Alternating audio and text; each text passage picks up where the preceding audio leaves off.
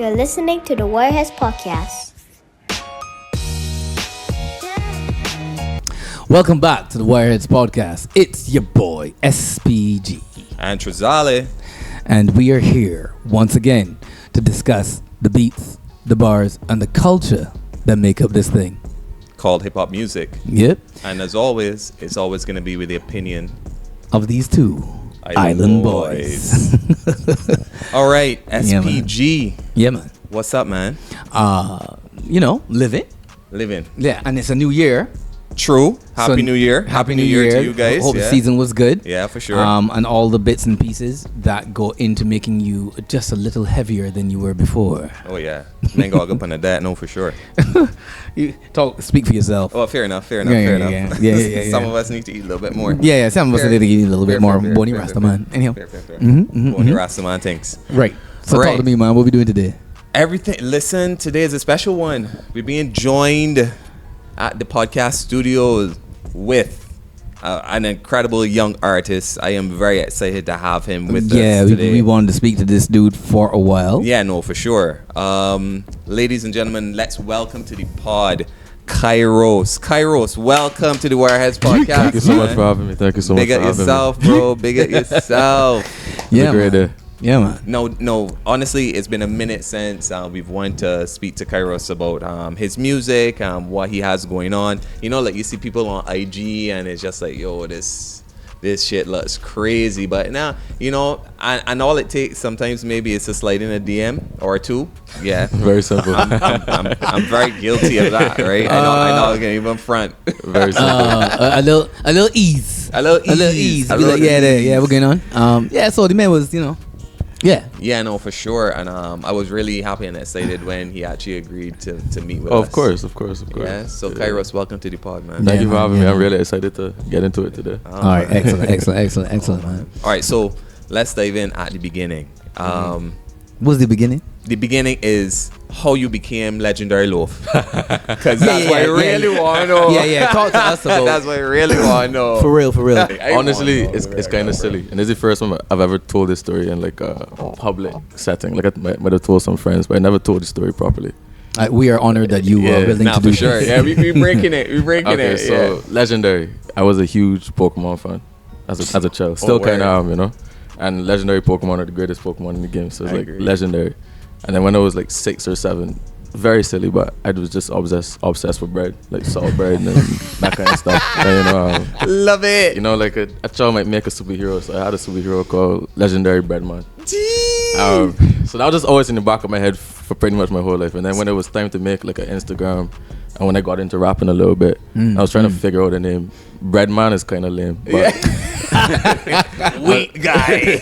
But Loaf sounds cool. So originally I was going by Loaf. So that's how Legendary Loaf came. When I changed my name to Kairos, I never bothered to change the handle, and I don't know if I will. Nah, bro, that is so tight. That's awesome. Honestly, man. That handle is like on it. Like when I see that, like I was like, yo, this is really cool. Okay, well, I mean, you spoke on it just now about and I know there's a very, very cool story that I hope you and SPG can get into later. But tell me about what that was like getting into music and falling in love with music, and like what actually made you think, yeah, this is what I want to do. Yeah, I'm gonna spit bars. Really?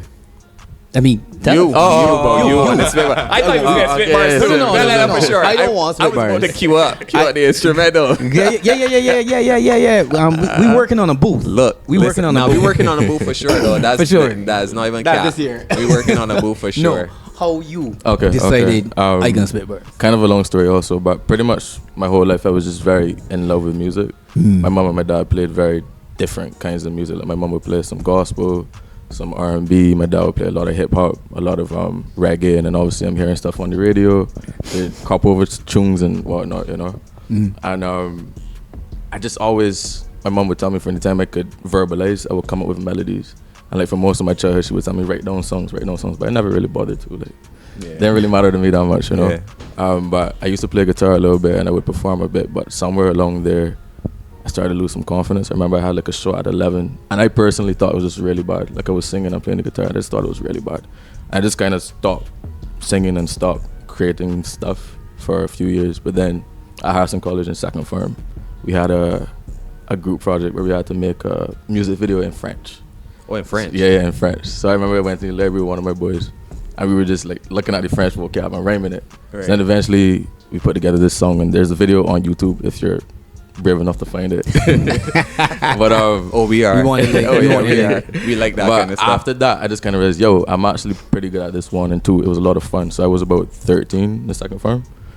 So from then I just was writing almost every day, writing my feelings with no real goal, in the back of your head. It's kind of like, maybe I could be the next Jay-Z, the next Kendrick Lamar, but I was just writing for fun.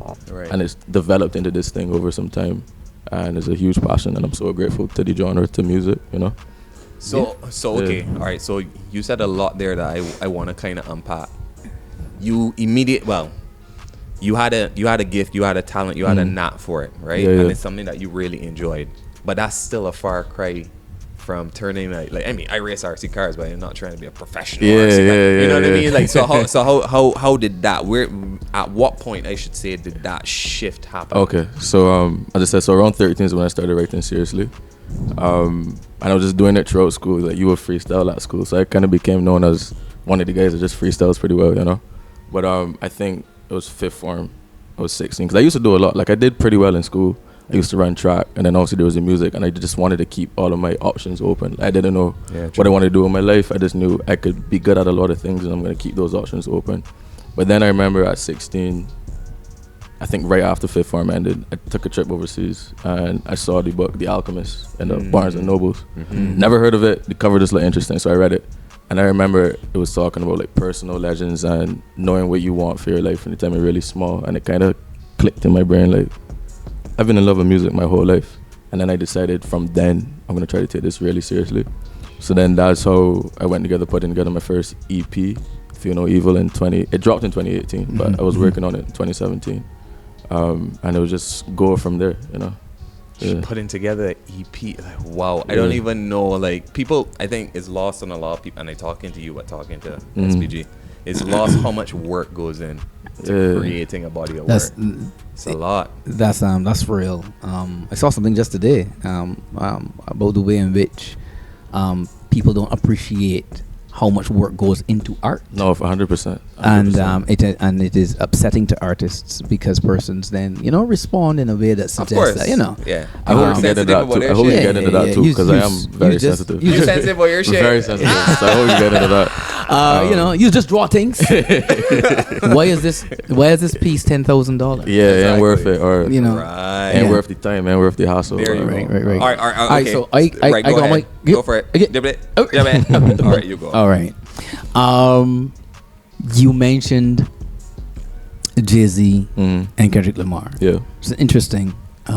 So talk to us about those whom you consider to, I am assuming that if you mentioned them just now in the inspiration phase, those who you consider to be great. Yeah, for sure. And those who may have influenced the style in any way. Okay. I feel like currently I'm in a very interesting place where I don't think, like, in the present tense there's any artist that really influences my art. Like, I might be influenced maybe in the slightest ways by certain things I hear, maybe just life in general, but I think I've kind of reached the point, not to blow my horn, but I feel like I reached the point where my music is very uniquely me, and I'm very grateful for that. But coming up, I used to bite Childish Gambino crazy. like Childish Gambino was my favorite rapper. Mr. Glover? Donald Glover. I was obsessed Highly with Childish underrated. Gambino. Yeah. Highly underrated. I'm not the biggest fan of him, no, but It's interesting. You didn't like Guava Island? that was cool. I just... You ran the shirt. Be careful what you say, bro. To me, like, I just thought he was the coolest person in the whole world, and I guess the older I became, I don't see him as cool anymore. I'm still very grateful to him, though. I think I found him very inspiring from like a Renaissance man perspective, just everything that he did. For sure. And I have interest out of music creatively too, so I do admire that. But I remember he stopped rapping. When your favorite rapper stops rapping, what do you do? Exactly. But outside of Gambino, he was a huge one. Drake, huge influence. I love Drake so much. I feel like people look down on that statement, but I think On the statement that you love Drake so much? yeah, I feel like people like hip hop heads don't give him the credit he deserves. honestly speaking. You know, that'll be us. That'll be us. Okay. We can talk about it. That's fine. That's fine. That's You don't want fine. to derail the pod. No. I want to know. I want you to qualify your statement. So, what aspect of it about Drake? Whether the artistry, his success, like what is it? For me, it's not even the success. I mean, the success speaks for itself. It does. Like it speaks for itself. But on an artistry level, I feel like he has shown at least once on every album that his pen is immaculate. I can understand like if you see consistently doesn't have a, I don't even agree with that, but consistently he doesn't have a great hip hop album. I disagree with that statement, but I could see people made that argument, or like maybe he panders too much to the R&B, he panders too much to the pop. I feel like those are fair criticisms. Yeah. But I think that when it comes down to it, if you put him in a booth, there are not many people who are gonna out-rap him. Honestly speaking, I feel that way. That's interesting. Yeah, I feel that way. Cool. You're gonna cool. Give me the rebuttal. No, Kairos is the man I like. Kairos is the man I like. And you gotta appreciate where people come from. No. I'm mean, gonna say that I would agree with you. I have always thought that Drake is a very good rapper. Yeah, for sure. I was a biggest Drake fan. Biggest Drake fan. We were. Where We were. I very saw big the video title, but I didn't get to watch it. But y'all, the problem with Drake, Don't. Let's put this a bud. Yeah. I think I purposely didn't watch it, but You watch that video and then you call it the man, be like, watch it. I don't I'm messing with I don't want, boy. You can't messing post with that it. interview with me. Like, nah. I get upset because I do know how talented he is. yeah, And I feel like sometimes, like, no offense, I just feel like Drake his subpar day is like better than 80 or 90% For sure, of the rappers for sure. out there, right? But I know what he has inside of it. Yeah. And I like we always say, we're selfish. We just bar me down. no, I understand. I understand Just fully. bar me I down. understand fully. But it's not just about barring me down. We also have difficulties with particular aspects of his content. Okay, how so? What he raps about. Like more recently, or in general. No, but To nutshell it, let's nutshell it and move on. yeah. I mean, yeah, there's some things that maybe he says in some of like his bars that I feel like he could say a bit more.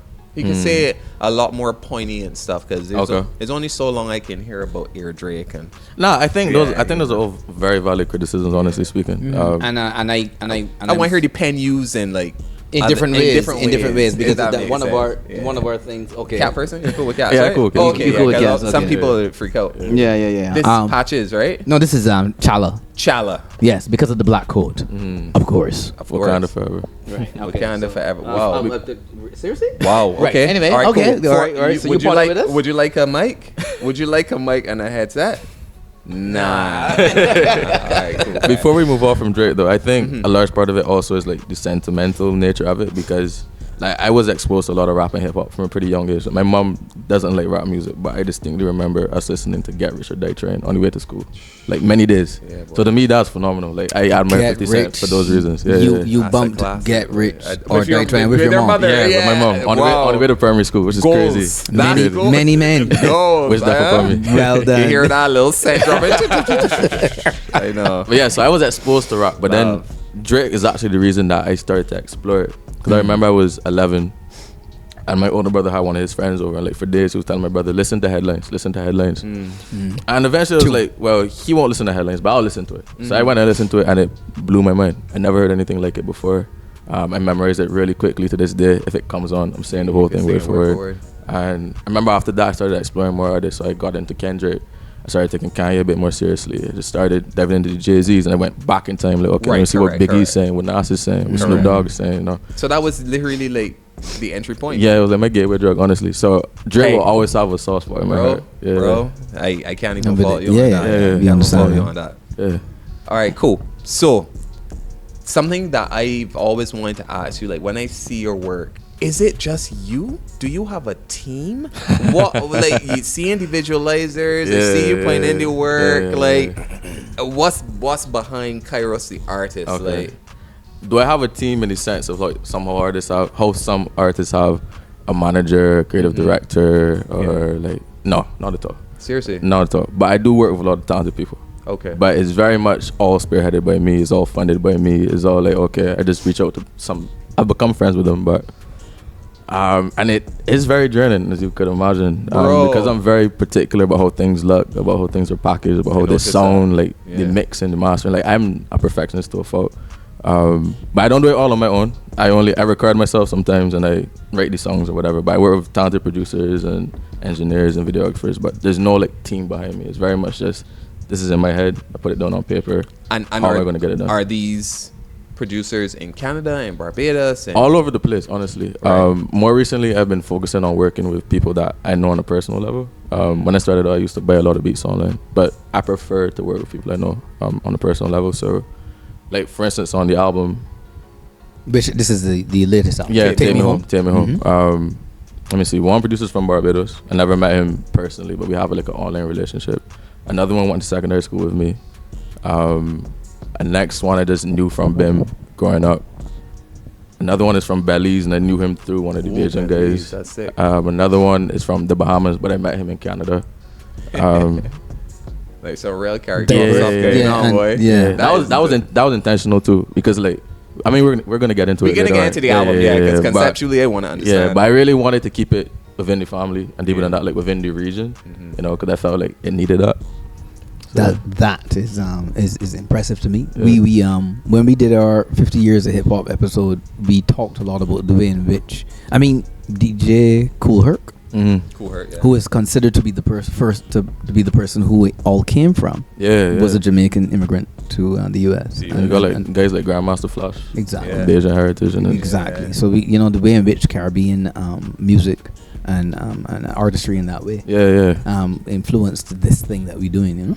I feel very grateful to carry on that legacy, honestly, because I feel like it'd be very easy to come where we come from and feel like an outsider, but when you look down to the nitty-gritty of it, we aren't. We're originators. Exactly. That's a great point, because we were talking about the fact that I grew up at yes. Here we go. Every pod. I am so old. I was around with the dinosaurs. Yes. I'm drugged up right now. That's why I'm not using my cane. I always talk about this. I remember a time when it seemed so very niche. When I was at school, at college, people used to make fun of the fact that I was always listening to hip hop. It was like, which is crazy. Like, I mean, things have changed completely. And have they though? They haven't they? I mean, I don't think it's strange for a kid to be listening to hip hop at school these days. It's not strange, but I just feel like culture, well, in Barbados, I could say, still don't feel like it gets the, because that's I wanted to ask. Got some strong opinions there too, bro. But that was like my like left field question that I had to spit at you. Go for it. Do you feel that Barbados? Let's speak about our context here in Barbados. Do you think that Barbados, when like the media, let's say radios, etc., and newspaper, blah blah blah, do you think that they value the contribution that's actually being made, like by people in genres outside of soca music? Hell no. No, not at all. No. Well, there you go. People are out there grinding, bro, and doing big things. Honestly, it's very hurtful. Of course it is. It's very, very hurtful. I remember. Okay, so as I said, around fifth form is when I kind of decided I really want to do this on a serious level. But by then, I already had like content out online, so it wasn't to say I didn't have any presence. I didn't have any songs out, but then in lower six, I released my first songs. But I just remember feeling very underappreciated. But I would kind of rationalize it, man. Maybe you're not being fair. You don't have a lot of work, or whatever the case may be. You're not big enough. Yeah. But then I also remember, like, when I was putting out a lot of those freestyles at Harrison College, it might be a bit conceited, but I think that's needed to be a rapper, But I remember back then, like at 17, 18, I felt like, if not the best, like you put me on a track with anybody in Barbados, like I was up there, And I felt very underappreciated. But then even beyond that, I just felt like culturally, there wasn't like the space for us in hip hop. Like there wasn't the level of appreciation I wanted. And I just remember feeling like I need to get out of here, which is a very sad thought. I feel like, So when my interest shifted from academics to music, trying to get out of the country allowed me to stay on the academics. So I managed to get a scholarship so I could leave. So that was a huge blow for me. Shout out. Yeah. Boom. So that's why I ended up in Toronto. And I've been pushing it since then. So. But you know what? That's the whole point of this pod. The point of this pod is to showcase artists, especially in the in the hip hop space and give them a space. And give them a space. And I'm appreciative. That's why it was a no-brainer to come on here, honestly. Dude, no one is talking to people. No one is, no one is pushing the music. Be like, get you on. What are you doing? Giving just encouragement, just energy, just some vibes to help you keep going. I understand that, like they got people that thirsty for something. Like, I mean, dude, yes, we invited you to the pod. Yeah. But I've had your music on my rotation for years. I appreciate that. Yeah, like that means a lot. It was Odyssey. Oh yeah, I had loved that song. Yeah. Like Odyssey. Yeah, man. That was one of my favorite songs by myself for a long time. Like I love that song, and yeah, man, and just like even the you had a video out for that, didn't you? Yeah, I did. Yeah, by the beach. Yeah. We were on the East Coast. And East Coast. Yep. Exactly. So I'm saying that like we serious, like we listen. I appreciate that. I appreciate that. Yeah, man. And I don't play it either, because as frustrating as it is and as hurtful as it is, like I do have a core fan base down here, like people that write for me, and I am grateful for that much. So to tap on to what you're saying, why do you think that is? Like, why do you think that if you're not soca, calypso, blah blah blah blah blah, why is it that the culture has, to use a Robin word, metastasized around that's his word, I don't know, he said it, I just hope I use it in the right context. I hope so too. Why is it that the culture cannot grow beyond what that thing of the past was? Like, we are moving and growing and developing. Like, why can't that happen? Honestly, I wish I could give you a black and white question, but two things come to mind. On one hand, I do feel like even bigger than me or any other hip hop artist in the country, if we're being real, like Rihanna gets her props. Big up Bajan, really. She gets her props, she gets her praises, but I don't feel like Bajans right for her in the way that they should, regardless. No, they don't. And like, she's huge. Let's keep it a buck. You can't get bigger than her. No, that's it. So if she's a friggin' billionaire, like, so if she's not getting the props she deserves, like, I don't think I should expect to get it either, So that's one. Is that a cultural thing? I was about to say, is that just how Bajans are culturally? I think so, because there is a way in which I feel like Bajans want to play it cool. Yeah, like, at all costs. So the Bajans are not gonna. He's all that. Yeah, no fanboy, no fan. But like, you're not fainting at a concert. You used to catch the van with me. You can't be that special. When they're saying so, right? But just to be real topical and relevant, look how people get on about Khaled B. You mean the people get on? Wait, just wait. They can't get my phone. Don't move. I want my over to Shafet. I'm back in to take pictures with Khaled. But Khaled in Bajan. That's the thing. Like, so what do you? So what you? What are you saying? What am I saying? What are you saying? I don't got like proof of this, but just a theory in my head. I think it goes like way back to maybe colonialism, neo-colonialism. The idea that things that are other to Barbados are just better or superior, And I feel like if I'm making hip hop, the idea is that it can't be better than the hip hop made from the US. I think it's just something like that, which is sad, but I think fundamentally it's a lot of that. Powerful point. Yeah. But the irony that it was actually birthed out of the Caribbean influence in Afro-American culture. Exactly. Like, that's crazy. Well, people don't know that. Yes. Thank you very much. That's a powerful point, because we know about how self-doubt, which is a little milder than self-hate, is generational as a result of very true. As a result of colonialism, and being a post-colonial nation is a big part of everything that we experience and that we think. That's a very, very, very powerful point. It's defining to who we are. The other point I wanted to get into, I do feel like if the scene were more consistent. If the scene enters the chat. Were a bit more I remember in like 2019 era, 2020, like when Levy was still dropping heavy, Island Levy. Yeah, boy. I love Island Levy so much. Levy was dropping, I think Sivers had just dropped Bridgestone, Sleepy was doing this thing, Shy was dropping. It felt like there was a movement. That I was grateful to be a part of. And obviously when I leave here, it's much harder for me to be an active part of that scene. But I do kind of feel like the hip hop scene in the island is not as together or as consistent with it. Like, you have artists dropping amazing projects, but it feels very distinct and separate rather than like this cohesive unit. And I think that if there was more cohesion, maybe it could be better. Because even like when there was that dancehall boom with Din and Brutal going crazy, like there was a consistent drops. There was like all the rhythms and everything going on, and I feel like that really pushed it and made it something in the forefront. So maybe if we could get together and do something like that, but easier said than done, because as badly as I would love to see it boom here, like I still have to focus on my solo career and what I got going on. I think that's it. And then you know what? In between there, you got sprinkled people just life. Yeah. You got to see where people are at. People still got to live. Yeah. People got to do what they're doing. And I get where you're coming from. And something that I've been discussing with Robin SPG for a while is nobody don't freaking do this before we do. We need mixtapes. We need a way to bring all the artists together. There is power in numbers, and it's exciting. Of course, there are fans of Sivs, fans of Tef, fans of you, and so on. And then when you got Main doing collabs, we got Tef one time. Also. We got Tef huge. What happened to XO? You know, like XO Jumpo. Yeah, XO Jumpo. You drove a little Christmas song. Yeah, he's still trying to think. He's still doing this thing. You know, Shai Bascom did this thing. So like, you know, if you had, I feel like, and I understand that. I know that Sivs has tried to do some like shows. He was doing them at the Avenue, and then and he has something coming up too. Yeah, but I mean, but you understand. We really get your point. Yeah, it's awesome. Man. Yeah.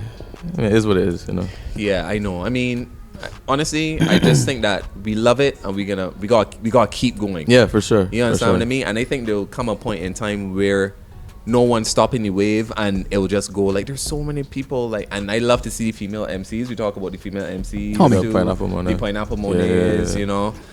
So like, you know, I just think we gotta keep going, man. Don't worry, we can start. Mimi Glitz and stuff like that. Jamantha. Jamantha. You know, I know one of my biggest goals, honestly, like I feel like when I've made a name for myself and I have the capital and the resources to do it, I would love to kind of revitalize things down here. I don't know how that looks, but I would just love that whoever's coming up, the little 16-year-old that's trying to do it, doesn't have to go through the things I went through just trying to get a name for myself. And I would like to make it a bit easier for people. Exactly. Well, maybe you could talk a bit about that, because my question is, I think it was, I'm not sure how I got onto that freestyle, one of those freestyles you did in the Scout Hut. Yeah. That's online. Yeah. It may have been, because my son went to ASC. Yeah, I'm familiar with him. Okay, right.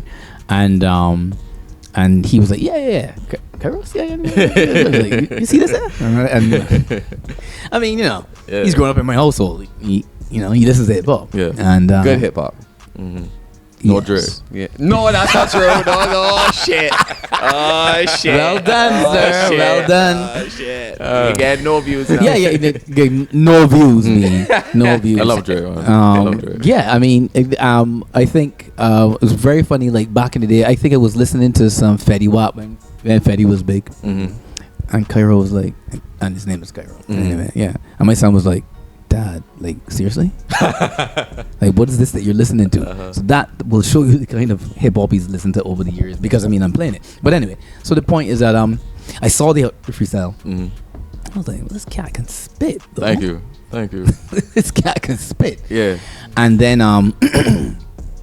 like a song like Odyssey, a slower, introspective kind of, you know, like vibe. That's the kind of hip hop we love. Yeah. So and I'm like, but this man is talking about things. Yeah, this is interesting, man. Yeah. Well, how do you pronounce it? Young Dundas. Young Dundas freestyle. Yeah. Woo! Fuego, bro. Run boat. Fuego. Run boat. Yeah. And I love how like the video is shot, and it's just like it just felt like everything that you love. Right? You like, walking past the man and looking at the element. That was so much fun to shoot. It's a vibey place, you know. It's a vibey place. Yeah, and so right, and then now Take Me Home. And I'm hearing the differences and the development.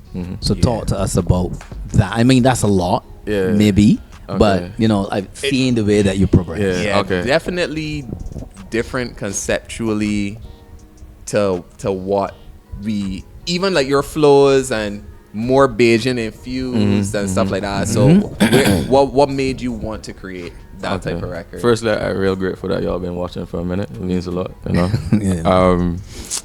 But coming up, I just was under the impression that if you're the best rapper, the credit is gonna come regardless. So that was honestly my focus, just being the best possible rapper. So like, you get those freestyles I was doing at school, I was just trying to spit my ass off, like wordplay, rhyme schemes, flow. Like I was very technical and specific. But at a certain point, I just kind of felt like, well, I've shown I could do this, but I didn't get much out of it. So that kind of shifted my focus into maybe just trying to become a better songwriter.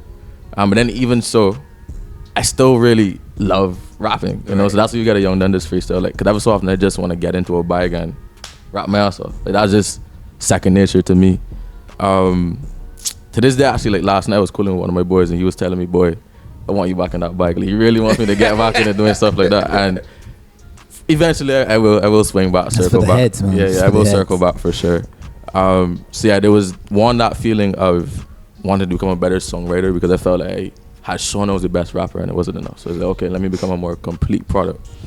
Secondarily, you know, with like the Bajan influence and stuff. For the time I was rapping over here, like there would be a lot of older folks saying, you don't sound Bajan enough, this, down the third, this, down the third. It kind of rubbed me the wrong way because it was never that I was intentionally trying to sound other ways. I just feel like in hip hop, when you put on a cadence, it's gonna adjust how you sound regardless, you know. And I would talk to people outside of the island and they would tell me, nah, we could tell that you aren't from around here. So it was like, it was this weird, like I was in a weird middle space where people here kind of felt like, no, it's not Bajan enough. And then people else were like, this is exciting, it's very different, you know. So that was always in the back of my head. Then I moved to Toronto and suddenly I'm listening to so much more Bajan music. Like, I guess because I'm homesick, like I'm missing it. I'm taking it in and listening to dancehall, listening to soca. And I guess we'll get into how the album came to be, but kind of unintentionally, I just found myself doing that. And I just found myself trying to add in more Bajan influence. I found myself telling producers like, yo, let's try something like this, you know, and it developed into this thing. So yeah, because like on some of these tracks, you'd be like, you sounding like then and brutal, and then you'd be like chanting on the place, bro. There are times when it starts practice. I said, what? Practice, man. You didn't hear no boy. I want to talk about that one too. I want to talk about that one. Yeah. All right, cool. Because that's a standout track there for me. Yeah, like there are times when it was like it's almost sounding like that, what do you used to call it? What's that? That stuff that Asma used to do. Fling. I only learned to fling recently. Like I wasn't familiar with it. So there you go. Right. Yeah, boy, they don't get enough credit too. No, like, no. Honestly, About the way in which they carved an entire genre. They had to create a little niche there. Well, I didn't tell you about this about a few weeks back. I went to their channel on YouTube and went right back to the start and watched like a ton of their stuff just to see how they went through and came up. Like anyway, you know me on my deep dives. Yeah. So you were saying. No, you were saying. What was I saying? Yeah, you were pushing something. I think about bad practice. Yeah. I think it'll be a bit easier to just explain how the album came to be before I get into that song. So right before I moved to Toronto, because as I said, I moved for school, but because of COVID, my first semester I did in Barbados. So I moved like January 6, 2021, the day after my birthday. And I was working on this album prior to moving. It was going to be called First Winter. Some of the songs that were going to be on it are out, like I'm on it and Right Words. But when I got over there, the city was on lockdown. Well, right. I'm in a new place, adjusting to living on my own. Balancing and you're dealing school. with a lockdown. Yeah, dealing with a lockdown, balancing school. You know, there's a lot of loneliness going on. And then deeper than that, like I don't have any connections. Like I built a little network in Barbados, but I didn't know anybody in Toronto. So like I didn't know engineers, studios, videographers, photographers, other artists, producers, nothing. I had nothing going on. So I had an album that was like semi-complete, and I was having a hard time working with my engineer away. And I just wasn't fully contented with it, so I decided you scrapped it? Yeah. Like I nothing from Take Me Home was on that album. No. Completely distinct. Sound very different. I was listening to some of these songs more recently. I kind of want to redo them and let them see the light of day because I think they're phenomenal songs. Yeah. I think I was really onto something special, and there's much more hip hop than Take Me Home is. Right. So we can see what becomes of it. So that was that. Obviously, over some time, I started to build some connections and stuff, so I started to kind of get into a rhythm. There was a second project, it was kind of a heartbreak project. and it was completed. I just kind of felt like, yeah, this is just for me. There's no need to put it right, up. Right, you know? Correct. So that's all nice. You just got that. That's never gonna come out. That's some catharsis, huh? Yeah. I gonna have to interject here and talk about it's unfortunate that I don't remember the name of the song. There's a song on Take Me Home that you could say, I've written this song. Oh, Days in the East. What? Yeah. Days in the East. Days in the East. That's it. Days in the East. I've written this song a number of times. Yeah. But it's the first time I'm letting it out. Yeah. Any connection to that? Oh, 100%. 100%. All right. 100%. We'll get there. So I had those two projects over the span of these couple years, and none of them saw the light of day. All the time I was releasing songs though. So Young Dundas came out, I'm On It came out, Bajan Cherry came out. Bajan Cherry was gonna be on the Heartbreak album. It doesn't really fit. Right. So that's why I was like, just released as a loose one. Right. No problem. But all the while, because I just can't help but to write. I was just writing a lot. So I had a producer big up to Shift Note. That was one of the guys that went to secondary school with me. He was sending me kind of like local guy. Yeah, local Shift Note. But he's not here now. He's still in Barbados. Okay. So, check him out. Then. Yeah, he got some songs with Lead Pipe. Who else he got songs with? I mean me, but so local guy. So he was sending me like some dancehall inspired beats. So I remember I was in my dorm because I was on a student residence in the first year, and he sent me the beat for Sweet Round Me. So that was actually the first song I wrote for the album. This is like early 2021. I didn't know it was gonna be on the album. I was just messing around. So I wrote it, and that's the first one I ever recorded by myself also. So that you recorded in that dorm? Yeah, in that dorm by myself. So that like my verse and the hook was all recorded in the dorm amateurly. Like that was the first time I ever recorded. Yeah. So this thing was just happening where like certain producers were sending me beats, and then Winjo, who produced Bajan Cherry and produced most of the album, like he was sending me some Afro beats kind of stuff. So these guys are just sending me songs, and I'm just writing, you know. And I started to realize that there's a kind of cohesion sonically, but then also there's a narrative being developed, because obviously I'm over there like experiencing a lot. And if I just take songs that I write over the span of 2 years, it's gonna tell a story. So I think the second half of 2022 is when I realized, I kind of have a story here. So that's when I began to actively work on the album. That's when I began to like pull out tracks that I had already and say, okay, let's bring these together. And that's when I began to think, okay, what does this album need? And then I'm writing for the purpose of the album. So then Barbados was another one that I was just kind of messing around. Shift Note sent me the beat. That beat crazy. He produced it with that's tough. It's very tough. That beat crazy. He produced it with the fella from Belize, Leak. Getaway Leak. He sent it to me, and I just wrote something real quick. So then I recorded it, and I remember I was slightly sick, like I was becoming sick, but I recorded it like one take. So like the songs you hear it minus the ad-libs, that's just one take. All one take. Cause that was just gonna be a draft. I was just like, I just doing this to show him it. So I did that, and then maybe a year later when I'm finally putting together the album, I remember it, and I'm like, I cannot recreate this. There's no sense in trying to recreate it. So I just used that take. Yeah. There's a roughness to it. Yeah. There's like a carefree, like fuck like, itness. That's all I can call it. To it. Like even in the like the breath, in the breath control, it's like It's like I'm not trying to make it. I just whatever. And it just works with the track. Yeah. So like literally the only thing that was added was ad-libs. Like, there's no secondary layers or anything. So I added the ad-libs, which did add a lot to it. And then like the talk to the main roast at the end. But like that verse hook, all wanted.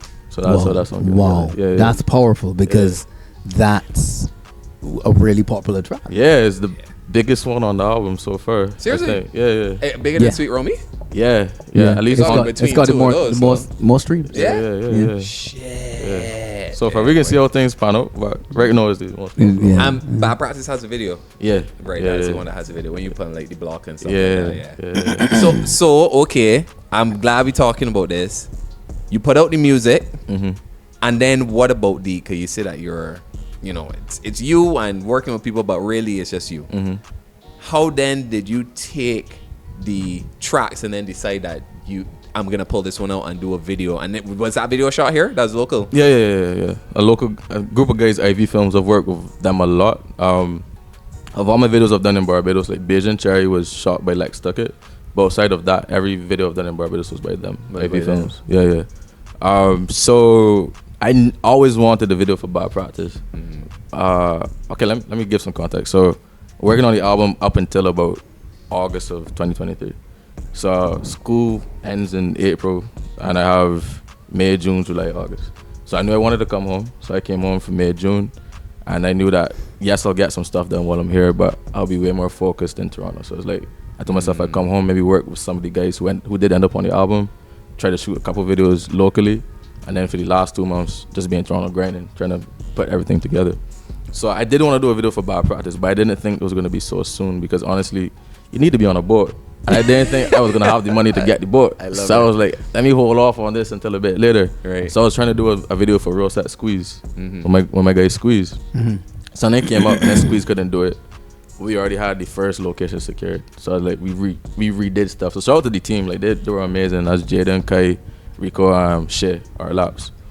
So we reworked it to work for Bad Practice, and then it was a matter of trying to get the boat. And I'm very. Let me hear the story about the boat. Let me hear what happened in the boat. The boat sounds like an interesting story. Man, the boat happened, you know. The boat happened. That's all you got. The boat happened, you know. The boat happened. That's on cuff finesse. The boat happened. Like where there's a will, there's a way. So the boat happened. So then that one was a video. I still want to do some more videos. But you know, is a call for songs on this project. Yeah, for sure. I want to give the album. Can you give us insight? Any you could tell us, or you can't see everything. You can't see everything. I'm trying to decide to an extent because it's also like balancing the ones I want to do for creative reasons, but then also the ones I feel like will be best because the song has a chance to be really big. Like a song like Days in the East, I would love to do a video for that.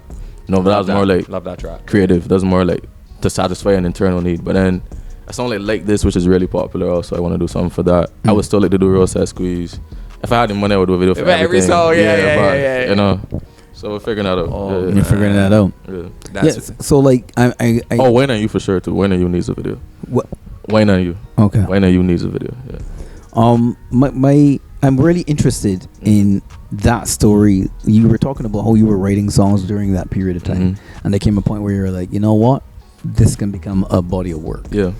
Talk to me about what the final product became. Like, how did you come to? Because we were talking about how it feels like there's a particular theme in the beginning of the album. Yeah. And it changes slightly as you continue on. Yeah, for sure. So talk to us about how those songs in the beginning. Because to be real, the first songs sounds like a lot like maybe that it was inspired by your situations with females or that type of thing. And then the bottom half then becomes a lot more introspective. You start talking about a lot more. I mean, I enjoy everything top to bottom, but I definitely notice a difference. I mean, you leave the country and just experience a lot. You know? Things happen. You live life, you mature as a person. So okay, when I wrote Sweet, the intro song, again, I didn't know I was writing it for an album, but it just felt like it had to be an intro to something. Yeah, it just felt that way. And then as I'm putting together the album, I'm thinking of like an order or whatever. I wanted to touch a lot of bases. Like I wanted to have bangers that people could listen to, say at a party if they're out.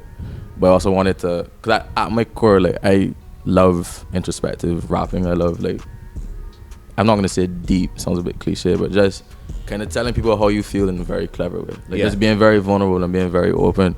And I was going through a lot, man. Like there's some relationship stuff that was not pretty. Yeah. And outside of that, I'm also, I'm dating, I'm living life, I'm meeting people, changing up my style, you know, growing a little bit. Bitch, man in Toronto, boy. Yeah. Say less. Say less. Yeah. You know, it's very exotic, but making a little money, I think, too, from the music finally, because I only started making. You started making money from music? How did that happen? Sorry, not to cross you. Do your thing, bro. We get into it, but like, I'm not saying it's major money, but it's like you're finally making money, you know, which is like something's happening. Like you were doing it for years and you finally making money, so it's like you start to feel a little bit like you're him, you know. Yeah. So I have all these different songs, so then when it came time to kind of bring them together, it was just a matter of making the transition happen, because I knew that there were going to be distinct parts, because. I do want to ask you guys like what you think the theme is, what you think like what the album conveyed to you, but at least sonically, I just felt like those opening songs a lot more wild, a lot more carefree. Let's do that, and then bridge into the more introspective parts. And then the thought process was also like, okay, everybody doesn't care for the introspective stuff, so at least they can hear the first part, and if they get bored, fair play. I am mad at you. But the people that care will listen through and get the whole story, you know. Boy, you know it. That's powerful. You know we listen through every single track. Every single track. Every single. That's what you listen to albums. And we thinking like, all right, so we you heard that, right? Yeah, you heard that. What you trying to say? Right? You as an artist, you really excite me because like it seems to me from where I sit that you have managed to do what a lot of artists, and maybe is because you got the opportunity to leave, but there are a lot of artists that they don't get to see the fruits of their labor. Right? And I do feel that, you know how they always say that, you know, for you to be big in Barbados, you gotta like go overseas and then you gotta blow overseas before you blow here. I think that's even more true for hip hop. Yeah, 100%. It's sad, but it's true. It's sad, yeah. I don't know the quote because I don't know my Bible as well as I should, but I know Jesus at some point said that prophets are rarely appreciated where they come from. Right. And it feels very much like that. Like, you come from Barbados and making this kind of music, you aren't gonna be appreciated, and it is sad. Yeah. But you just kind of take it in stride. And then even on a song like this, where I say, not a lot of brothers get to do it like this. Like, that's me being very self-aware. Like, the fact that I was able to get the scholarship and leave, and then I still have financial support from my parents, for instance. Like, that's a luxury a lot of people don't have. Yeah, bro. You know what I mean? And like, the people that are on the album, extremely talented. Big up to every feature on there. I love them and I believe in them so much. And I've just managed to get certain opportunities that they might not have yet. You know, and that's why giving back is important. That's why reaching back and helping putting people on. That's why that stuff is so important. Yeah, that's also why it's so important for me to work within the family. Is like, I want that if somehow, or maybe when speak it, bro. When this catches, like, y'all got a luck too. Yeah, because y'all on there and y'all killing it. Which is an interesting like direction, because there are persons who try get on however they get on. You understand? Mm-hmm. But I try to understand what you're saying. Yeah, you trying to understand? I follow you. Ross is like, yeah, though. The Belizean guy, the Bajan guy, we doing this. We doing this. Yeah, we so come along with me. Yeah. That's very strongly how I feel, because I know how hard it is for me. Like, it gets me down. And I don't always like talking about it on social media, because I don't want to look like a complainer. Yeah. I don't want to look a sort of way, but it does get me down. So knowing that I have friends who are so talented, or people that I've met that are so talented, I just want us all to win. You know, so bro, that is a word, bro. Yeah, I just want us all to win. I just felt that. Yeah. I just want us all to win. I just want us all to win. I want to ask you a question though. This is like one of my left field questions. Okay, go for it. Talk to me about the business side of it. Is your intention to be a part of like a major imprint? Is your intention to like do it all independent, like Young M.A.? Like what is your outlook for yourself? If I was telling you I want to be fully independent, I'd be lying to you. Honestly, it's a matter of how things come together. Like, if I catch a certain win on my own, and then obviously I at some point will need a team. I can't keep doing it all on my lonesome. So if I got like a solid group of people around me, and I feel like we could take this to the kind of heights I want to take it, well then by all means stay independent. But I'm not opposed to a major label once the terms are right, you know. Because at the end of the day, I do want to be huge. I want to impact. I want to have the capital to do certain things. For sure. And if the label's going to help me do that, by all means. Then you go that route. Yeah. Interesting. So like right now you aren't like shopping, like for instance you got Take Me Home, are you like shopping that out, or are you just like trying to get, because right now in the age of social media, like people are blowing on social, and then they have all the leverage, and people are banging down their door to be like, we want you, we can play you. That's one of my major goals for this year, like being more on top of these social media promotion. Honestly, I hate it. If I could just make music, same bro, that'd be so sweet. But one of my major goals is to focus on that part. I'm not shopping it to any labels. It's just trying to build a following for myself. Organic followings. Yeah, that leverage, as you said. Yeah. Interesting. I'm trying to get Robin to post on, so I freaking hate it's drudgery. I just yeah. I be like, share this story, Rob. I say, do I have to? I gotta do work. Nah. Yeah, it's be tough. Fair enough. I mean, I didn't know that, because your post looks so good. You know, like I'm not the visual artist in the group. I'm more of a verbal artist. You're a verbal artist, verbal artist. Should be spitting bars. I should be spitting bars. Don't forget. I was in a. Oh my gosh! I was in a rap group. Really? A little Six Farm thing. I was in a rap group too, so I understand. You know what I mean? Are you in a rap group? And then there's a girl somewhere who's like, oh my god, you wrote this? The group was called Asylum. Okay. A strong yearning and love for underground music. Yeah, because the men were serious about being underground hip hop. Which came first, like the meaning for the acronym, or like the acronym itself? That's a good question. I think that we like asylum. This is real clever. We can keep this. Yeah, homie. Let's talk about Louisa, and it came out on your birthday. Yeah. So talk to me about that. Okay. Louisa. So this is a track that just dropped. Yeah, like very fresh. Fresh off the press. I wanted to drop a song on my birthday since 2021. So I'm on it, I think. Happy belated birthday, though. We were real rude when my mom, he mentioned it, and then we didn't say anything. And then my parent was like, you're not saying happy belated birthday. Happy belated birthday, Thank you. 23, 24? 23. 23. Yeah.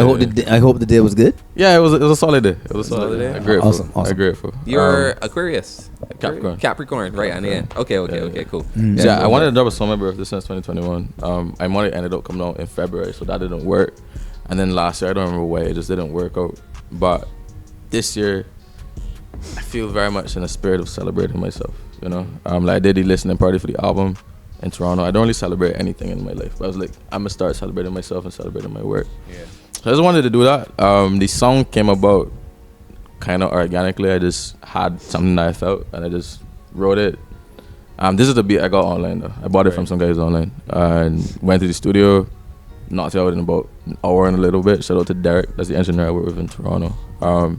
He's very hands-on in that he like gives ideas, or he might tell me, okay, let's try it in this way. And without him, I don't think I could have recorded it as it is recorded. Right. And I just wanted to get it out. Honestly, I don't know when next I'm gonna drop. Like I'm constantly writing. I have a lot that I do want to drop, but I also need to keep pushing the album, pushing music that's already out, get it to more ears. So that's a little something to hold the audience over until I get back to dropping. You know, I feel like the song feels what's the word I'm looking for? It sounds like a developed Kairos. I like that. Like I listened to the way in which he structured his bars and how he laid those bars on that beat, and I thought to myself, this sounds like modern Kairos,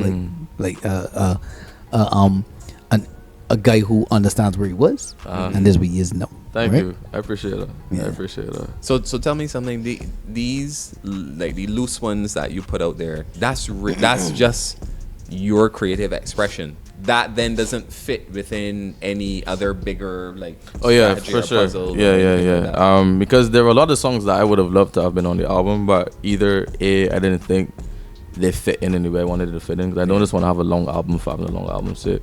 But then secondarily, like again, keeping it in the family is like, I didn't want to put certain beats on there unless it was within that group. I just wanted the album to be that, you know. I wanted it to be this cohesive thing that, not just cohesive sonically and narratively, but cohesive as far as how it was brought together. Right, you know? I understood. And so I guess to wrap it all up, what can we expect from Kairos in 2024? What is on the horizon for you, my friend? The goal is world domination. You know, I can't say how that look. I can't say how it comes together. But Pow. Mainly just pushing the music that is out though. At least for the first half of the year, and I do want to get some videos out. But I kind of switching gears, getting a little more nitty gritty hip hop. That was my goal for a minute. It was like I can do this album, and then I can bar people off. So I'm kind of conceptualizing, figuring out how I want that to sound. Right. But I do have some pretty heavy hip hop tracks that might be the focus. We'll see. We'll see. Yeah, because I gravitate towards a lot. You know. Yeah. I do want to ask though, like for the album, what did it mean to you guys? What did you take away from it? Right. So I can jump in. So from when it began, like that first half, I was like, man. Makes me remember when I was a younger guy. young man things. Young man things. Explicit content. The second half though, obviously for me now as a hip hop listener, I gravitate a lot to the second half because I love the introspection. Yeah, thank you. I love to hear how artists feel about certain topics, or even just like we said, creative ways to just express yourself about what you're actually going through, because a lot of it is catharsis, and we all go through it, and then listening to some person go through something that maybe I have gone through or I went through, that then even helps me to, you know, that's the beautiful part of it, like when it connects in that way, when it really connects. But I actually thought the sound, what I really like, just my general take on it, it is difficult. I think it can be difficult to marry a hip hop album with while still being authentically Bajan.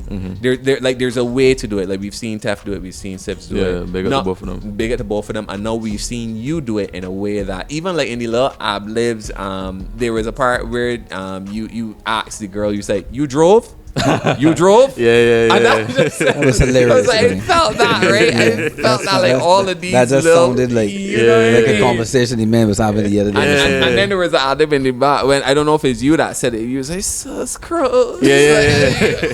You know, That was me, that was you, right? Yeah. So like, I felt, for me, it felt like home listening to it. Yeah, that was a go. While still being an album that, it's hip hop. Yeah, it's infused and stuff like that. So it felt like almost, I guess, what we as Barbadian hip hop listeners always wanted, which is like the genre that we love, that's huge, melded with our culture. Yeah. So thank you. That was That's kind huge. of my take. That's huge. I don't know how you follow that. I don't. You don't. I'm going to say what he said. TM. Trademark. Right? Trademark. I'm gonna stamp that with a little R in the circle registered. I guess. I mean, we sometimes laugh about the fact that we don't disagree enough. True. Yeah. No, seriously. Like, I mean, a little more disagreement would probably get a few more views. You get more clicks. All right. I felt very similarly about the album. Some very kind of raw. This what going on with me in this space. That's a good word. That's a good word. This is what going on with me in this space. It made me wonder about if this is what you were experiencing in Canada. Yeah, pretty much. Versus here, that kind of stuff. There was a song that sounded like it had a posse track name, something them. Oh, Dogs Them. Dogs Them. Like listening to those tracks and the various features and that kind of thing. And then as it came down, there was a change in tone. And I appreciated that a lot. I think that as I said, I'm a bars maniac. So I don't, and I think I used to avoid it, but now I have accepted the title of old head. Yeah, no, for sure. Yeah. I mean, gotta embrace it. I gotta embrace it.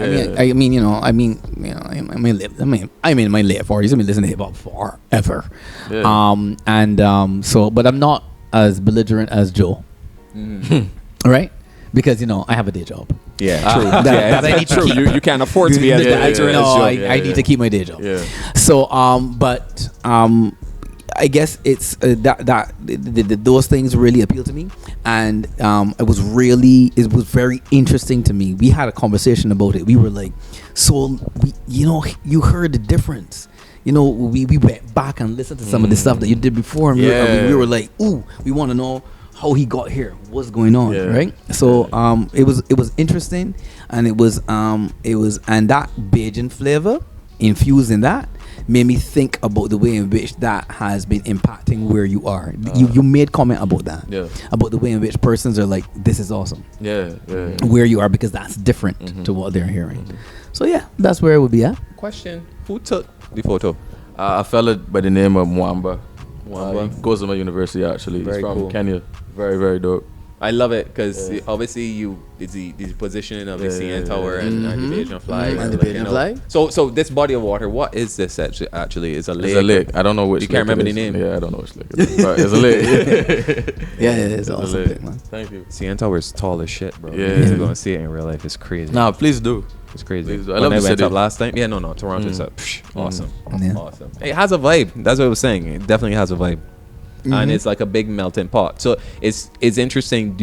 Are there a lot of Bajans in your or other Caribbean artists or where you are? I mean, did you get to? I know you talked about being isolated in that way. For much of it. I mean, there's definitely a lot of Bajans in the city and like Caribbean Correct. in the city in general. I will say I haven't met that many Caribbean artists. Seriously, producers, I never sat and thought about it, but I haven't met that many over there. I'm sure they're around, but I just haven't. I did meet some like Bajan artists over there that I didn't know from Barbados, so that was kind of cool. Are they putting out music in Barbados or only up there? Up there, only for the most part, right? Up there for the most part. Like I had a conversation with Hal Linton. He close friend of the pod and my best friend, he actually was saying he creates so much music in LA for like, especially for sync and licensing for like movies and stuff like that. Phew, bro, actually gotta have a conversation with you after this done. Yeah, gotta get you on our team. And he was saying that there's like a big disconnect, and he's trying to figure out how does he bridge that gap. So for you, how did you bridge the gap to then have, you know, you're creating music, obviously you're over there right now, but then how do you get it down here? It's only through social, because you're not getting radio play. Not like that. Not that sort of Not way. that sort of On way, occasion, right? somebody might snap like, a little loose one. Yeah. But not that sort of way. It's pretty much just through social media. And I spent, let's say I started releasing songs in 2018 and only moved in 2021. So like I did have like a fan base over here, a little bit of a wave down here, and people that have gotten to watch me grow and so on and so forth. So it does get around, and I, at least like for this album especially, like it's very Bajan. You can't really avoid it. So when you see it, like your interest is peaked. Exactly, people gonna your interest is peaked. That's the benefit of doing this for sure. People tend to do it, but I still feel like I said, not back to the point to like belabor this about the media and not giving people their shine, but we should got something that should be like a hour every day or every week just dedicated to playing Bajan music and not just soca, dancehall, but hip hop, R&B, jazz, whatever Bajan creators are making. We can shine a light on it. Yeah, I think that's very necessary. I would love to see that happen. Man, we ain't gotta do it. We ain't gotta start a radio station and do that ourselves. Yeah, do like online radio or something. I hear for that. Nah, you're not even joking about that shit. I hear for that. I will say, I feel like if I didn't leave the country, I could have never made that album. Not even just from like an experiences perspective, but sonically, I wouldn't have felt the need to add all that Bajan flavor unless I was out of Barbados. True. You know? Okay. Yeah. I feel you. I feel like leaving really made me feel like, yo, who am I and what do I want to represent? And I was like, this. Do you feel different over there? Do you feel like, do you feel that you are a Bajan living in Toronto, or no, it's very normal? Do you see the difference? Cause you just said that you now begin to value, you know, and miss. No, for sure I see the difference, bro. Like even coming home for these little 2 weeks for Christmas, like just being around Bajans is such a beautiful thing. You know what I mean? Like just seeing people in the supermarket that just look very distinctly Bajan, like, carry themselves very Bajan. Like it's very heartwarming. And then you over there in a cold place, it just feels a bit cold. You know what I mean? It just feels a bit cold. Physically and and other way. Yeah. What's the temp like right there? Is it in minus right now? Probably. I ain't checking. Save myself the trouble. But it's probably at minus right now. I know it's pretty cold. Yeah, I know it's pretty cold.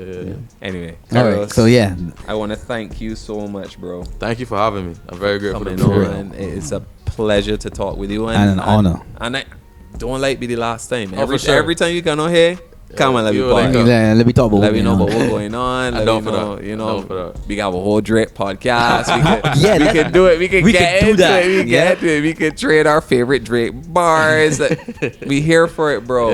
And I actually want to wish you nothing but the most success in your journey. Thank you so much. I believe that you definitely got what it takes, bro. Thank you so much. That means a lot. Yeah, for real. Thank you for this opportunity to talk about the album. I haven't gotten to do that. All right. Well, nice. but plug it. Let people know about the album. Tell everybody what's going on. Yeah, go check out Take Me Home by Kairos. It's on all streaming platforms: YouTube, Spotify, Apple Music, Amazon Music, Audio Mac, wherever. You can plug into my social media at Legendary Loaf on Instagram at x.com.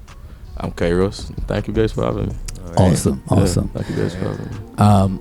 It's your boy SPG and Trizale, and this has been the Wireheadz podcast. We out.